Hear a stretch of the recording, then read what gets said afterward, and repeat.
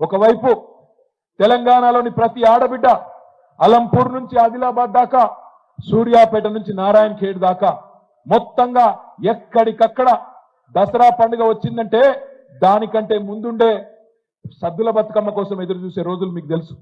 అట్లాంటి బతుకమ్మ తెలంగాణ ఆడబిడ్డలకు గౌరవం, తెలంగాణ ఆడబిడ్డలకు ప్రత్యేకమైన బతుకమ్మ పండుగను మరి రూపొందిస్తూ అందులో వారికి స్థానం కల్పిస్తూ బ్రహ్మాండంగా తెలంగాణ సంస్కృతికి చిహ్నంగా ఒక చేతిలో బతుకమ్మ. గద్వాల పోచంపల్లి నేతన్నలు, వాళ్ళ నేతలు మొత్తం ప్రపంచవ్యాప్తంగా ప్రసిద్ధికెక్కిన నేతలు. ఆ చీరలను ఆ పట్టు చీరను ధరిస్తూ ఆ దేవతామూర్తి మన గద్వాలు పోచంపల్లి నేతన్నల నైపుణ్యానికి, కళా నైపుణ్యానికి ప్రతీకలాగా ఆ చీర ధరించి ఆ పట్టు చీరతో తెలంగాణ తల్లి. కరీంనగర్ నుంచి వచ్చిన వెండి మట్టెలు, భౌగోళిక మెట్ట పంటలు మన ప్రాంతంలో పండే